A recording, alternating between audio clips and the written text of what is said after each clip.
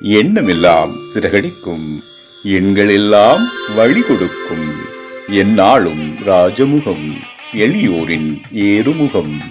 எந்த நிலை வந்தாலும் வந்த நிலை மாறாத நமது ராஜநிலை. Rajanilai TV, channel of astrology.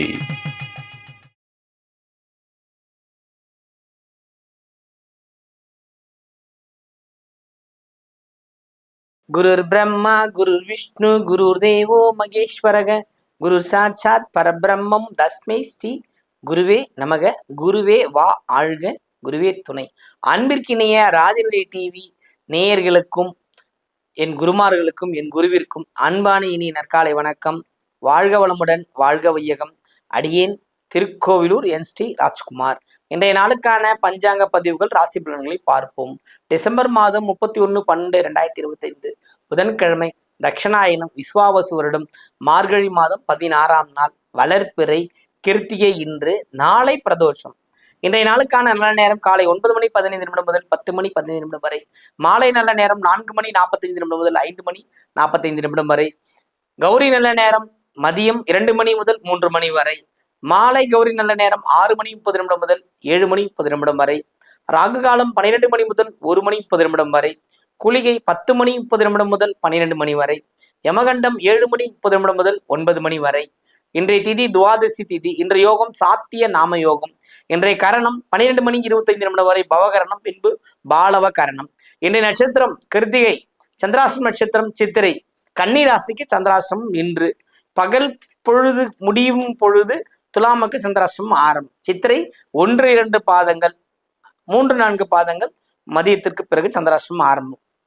இன்றைய நாளுக்கான கிரக நிலவரங்கள்: மிதுனத்தில் குரு, சிம்மத்தில் கேது, தனுசில் சுக்கிரன் புதன் சூரியன் செவ்வாய் சேர்க்கை, கும்பத்தில் ராகு, மீனத்தில் சனி, மேஷத்தில் சந்திரன். இன்றைய நாளில் என்ன செய்யலாம் அப்படிங்கிற வரிசையில பார்த்தீங்கன்னா, கிருத்திகை நாள். கிருத்திகைனா நம்ம வழக்கம் போல முருகர் வழிபாடு மேற்கொள்றது சிறப்பு. நாளை பிரதோஷம். பிரதோஷத்தையும் நம்ம கன்சிடர் இன்னைக்கே அதுக்கான விஷயங்கள் செஞ்சுக்கிட்டு நாளை போய் பயன்படுத்திக்கிறது.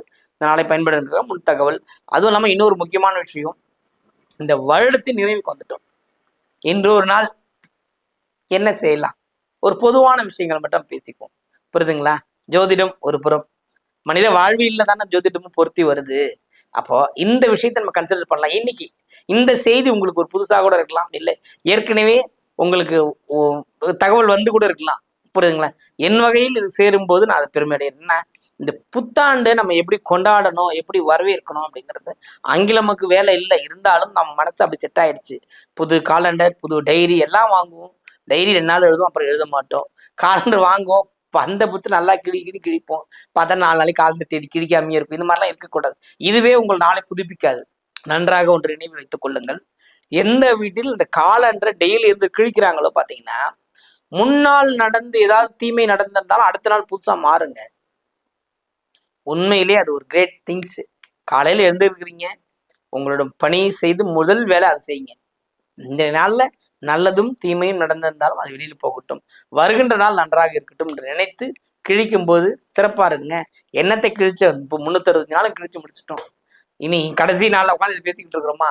இனி அடுத்த ஆண்டு இருக்கிறது, பொன்னான நாட்கள் கையில் இருக்கிறது, அதை பயன்படுத்திக்குவோம்.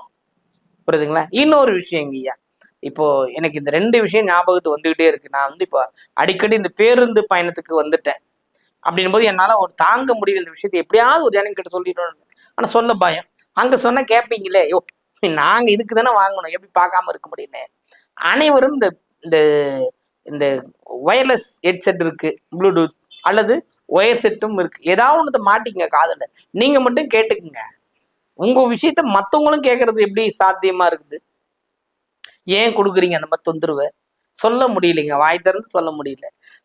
வண்டியில பாட்டு போடுறாங்க, அதுக்கு அதுக்கு அடுத்த விஷயம். நீங்க ஆளுக்கு ஒரு பாட்டு போடுறீங்களா, அவங்க பாட்டு அவங்க பாடிட்டே இருந்தீங்கன்னா எப்படி ஆகுறது?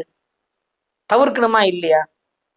புரியுதுங்களா? இது ஒரு சின்ன ஒரு உதாரணம் சொல்லனா, வாரியார் சாமிகள் ஒரு ரயில் பயணத்தின் போது எதிர்க்கிற ஒருத்தர் வந்து சும்மா புகைப்பிடித்து கொண்டு உமிழ்ந்து கொண்டே இருந்தாராம். புகை வந்துட்டே இருந்தா. ஐயா சொன்னாருங்களா, ஐயா இந்த எங்களுக்கு ஆகல, இங்க முன்னாடி பிடிக்காதீங்க, தனியா பண்ணுங்க அப்படின்னு சொல்லும்போது அந்த அந்த அந்த நபர் ஒரு விஷயத்த கேட்டாருங்களாம்.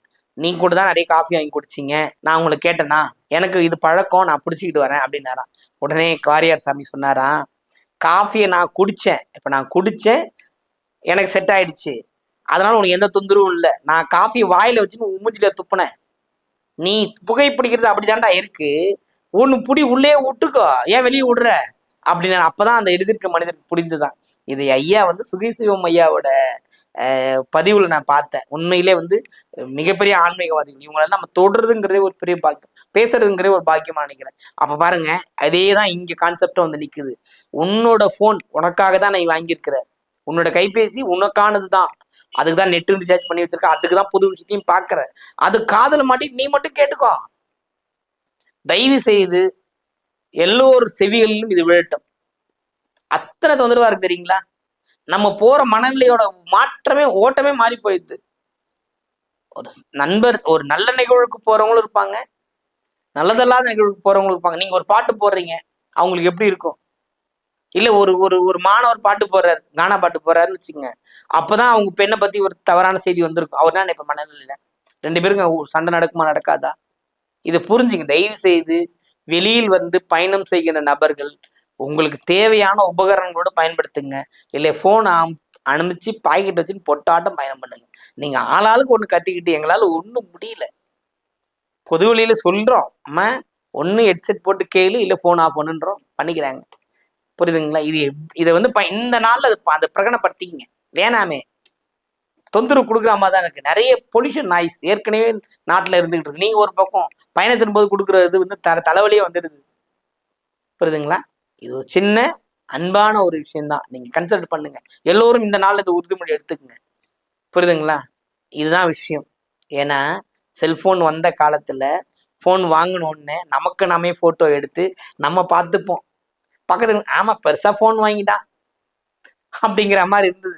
எனக்கு அதெல்லாம் மாறிடுச்சுங்க. காலம் எவ்வளவு மாறிட்டு வருது, நீங்க மாறுங்க. மாறிடலாமா? இந்த அடுத்த புத்தாண்டுல இந்த மாதிரி விஷயம் நம்ம பொது வெளியில பேசாம கடந்து போற அளவுக்கு இந்த சமூகம் மாற வேண்டும் என்ற அக்கறையில் பகிரப்பட்ட பதிவு. பயன்படுத்துங்கள். இந்த நிகழ்ச்சி பிடிச்சிருக்கும். இந்த விஷயத்த நீங்க கன்சல்ட் பண்ணா ஜெயிக்கலாம். நம்ம ராசி பலனுக்கு போவோம்.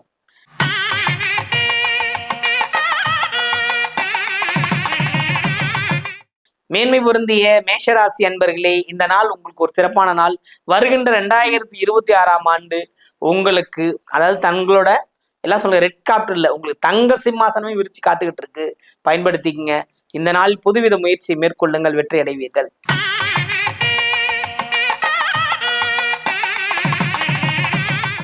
ரிஷபராசி அன்பர்களே, ரிஷபத்தை பொறுத்த மட்டும் இந்த நாள் புகழ் கிடைக்கும், பொருள் கிடைக்கும், அனைத்து வகையான நன்மைகள் நடக்க காத்திருக்கிறது.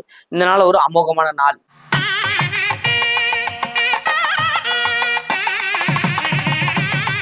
மிதனராசி அன்பர்களே, மிதனத்தை பொறுத்த மட்டும் இதனால் சிறப்பான விஷயங்கள் நடக்க காத்திருக்கிறது. மகிழ்ச்சிகள் உண்டு, கொண்டாட்டங்கள் உண்டு. இந்த நாளை பெருமையான சுகமான விஷயங்கள் நடக்க காத்திருக்கிறது. வாழ்த்துக்கள்.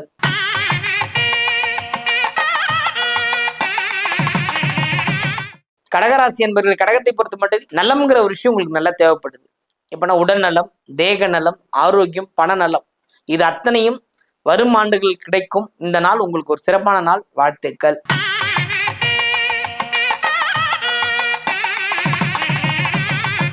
சிம்மராசி அன்பர்களே, சிம்மத்தை பொறுத்த மட்டும் இதனால சிறப்பான விஷயங்களுக்கு உண்டு. எப்படின்னா, இந்த பயந்தா மாதிரி நடிக்கிறவங்க வேற, பயந்தே இருக்கிறவங்க வேற. நீங்க பயந்து இருப்பீங்க, ஆனா பயந்தா மாதிரி நடிக்கிறதா வெளில சொல்லிப்பீங்க. புரியுதுங்களா? பயம்லாம் தேவையில்லைங்க. இனி வாழ்க்கையில அடுத்தடுத்த நிகழ்வுகள் உங்களுக்கு சிறப்பாக நட காத்திருக்கிறது. பயன்படுத்திக் கொள்ளுங்கள். வாழ்த்துக்கள்.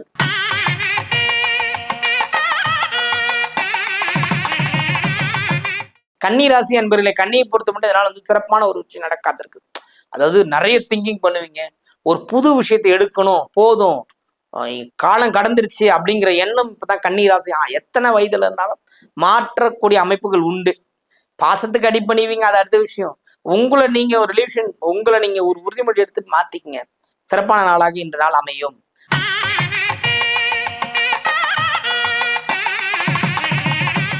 துலாம் ராசி என்பவர்கள் இதனால வந்து கொஞ்சம் ஜாகிரதையா இருங்க. ஏன்னா 2 விஷயம் உண்டு. ஒன்று, சந்திராஷ்டமத்தின் பார்வை மட்டும் இல்லை, தேவையற்ற நிகழ்வுகள் நடக்க இருக்கிறது. வண்டி வாகன பயணங்கள் முக்கியம்.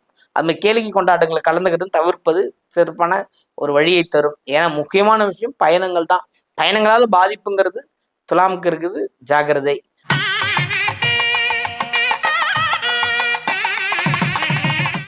விருச்சிக ராசி அன்பர்கள் இந்த நாள் வந்து சிறப்பான மகிழ்ச்சிகள் உண்டு, கொண்டாட்டங்கள் உண்டு, மனம் அமைதி பெறும், தேவையற்ற சங்கடங்களை தவிர்ப்பீர்கள். எல்லாமே உங்ககிட்ட வந்து ஆலோசனை வாங்கிக்கிட்டு அவங்க நல்லா இருக்குன்ற அளவுக்கு இருக்கிறப்போ நீங்களும் உங்கள் ஆலோசனை நீங்களே கேளுங்க, ஜெயிச்சிருவீங்க. வாழ்த்துக்கள்.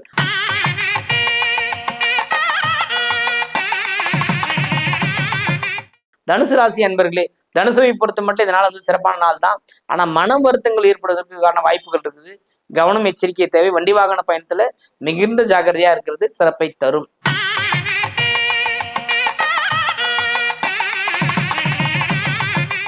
மகர ராசி அன்பர்கள், மகரத்தை பொறுத்த மட்டும் இதனால சிறப்பான நாள். பழையதென்ன கழிதலும் புதியன புகுதலும்ன்ற மாதிரி பழைய விஷயங்களை விடுங்க.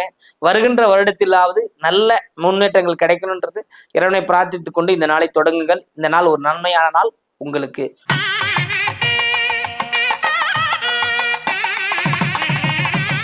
கும்பராசி அன்பர்களே, கும்பத்தை பொறுத்த மட்டும் இந்த நாள் சிறப்பான நாள். மகிழ்ச்சிகள் உண்டு, கொண்டாட்டங்கள் உண்டு, எல்லாமும் ஏற்றமும் உண்டு. எல்லாருக்குமான விஷயங்கள் நடக்க காத்திருக்கிறது. வாழ்த்துக்கள்.